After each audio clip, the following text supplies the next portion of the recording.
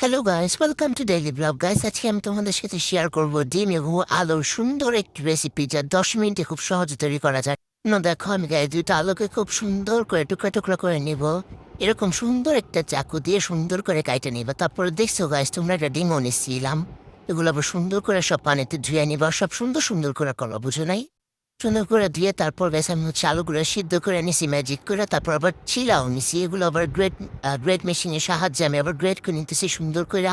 দেখো বেশ কি সুন্দর করে ম্যাশ করে ফেলবো একদম। হাতে ম্যাশ করলে একটু দানা দানা ভাব থাকবে, কিন্তু গ্রেট মেশিনে ম্যাশ করলে দেখছি কি সুন্দর ম্যাশ হয়েছে। আমি আবার তোমাদের দেখা দিতেছি। ডিম নিয়েছিলাম গাড়ি, দেখো ওটা সিদ্ধ করে সুন্দর করে গ্রেট করে নিয়েছি। তারপর দেখো তোমাদের জন্য ভালোর জন্য হাত দিয়ে সুন্দর করে দেখেছি। তারপর পেঁয়াজ কুচি করে রাখলাম, ওটা দিয়ে দিয়েছি। তারপর হচ্ছে চা চামচ মরিচের ফাঁকি, হাফ চা চামচ হরের ফাঁকি, হাফ চা চামচ হলুদ ফাঁকি, সামান্য লবণ পরিমাণ মতো, আর 3 টেবিল চামচ কর্নফ্লাওয়ার দিয়ে সুন্দর করে মাখায় নেবা। তো ডোটো করে নেবা। প্রথমে হয়েছে সুন্দর স্মুথ হয়েছে। তারপর হচ্ছে তোমাদের এবার সুন্দর করে দেখা দিতেছি যাতে তোমাদের সুবিধা হয়। পরবর্তীতে হাতে একটু তেল ব্রাশ করে নিয়েছি।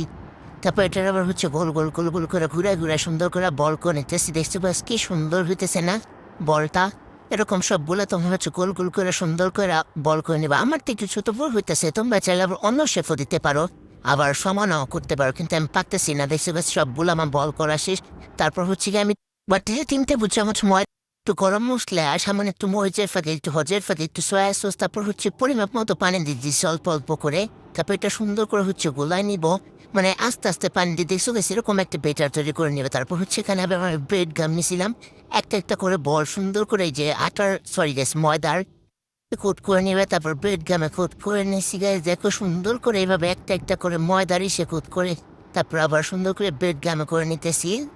ভালো করে করবে যাতে একটু মানে না থাকে, জায়গা ফাঁকা না থাকে, সুন্দর করে ভালো করে ময়দার এসে রাইখা ডোটারে সুন্দর করে করবে। তারপর হচ্ছে আবার সুন্দর করে ভালো করে ব্রেড গামে করে নিতেছি।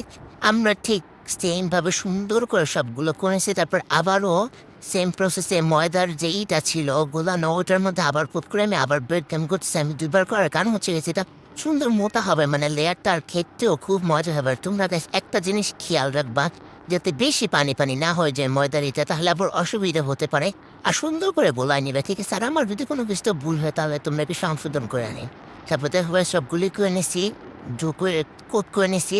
তারপর একটা কালো কড়াই বসাই নিবা, সাদা না কালো। ওটার মধ্যে তেল দিয়ে সুন্দর করে একদম একটু জোরে আছে, এতটুক দেখতেছো তো তোমার, তার পরিমাণটা তেল দিয়া সুন্দর করে বলগুলা জোরে জোরে ভিজে নিবা। জোরে জোরে বলতে তাড়াতাড়ি করে। দেখো ভাই কি সুন্দর হয়েছে না? 2বার কোট করতে গেছি, এটা অনেক সুন্দর লাগতেছে। আর লেয়ারটাও খুব মোটা হয়েছে, খাইতেও যে গাইস কি স্বাদ, গাইস কি যে স্বাদ, অনেক মজা হয়েছে। তোমরা কিন্তু ট্রাই করবা গাইস। বাই।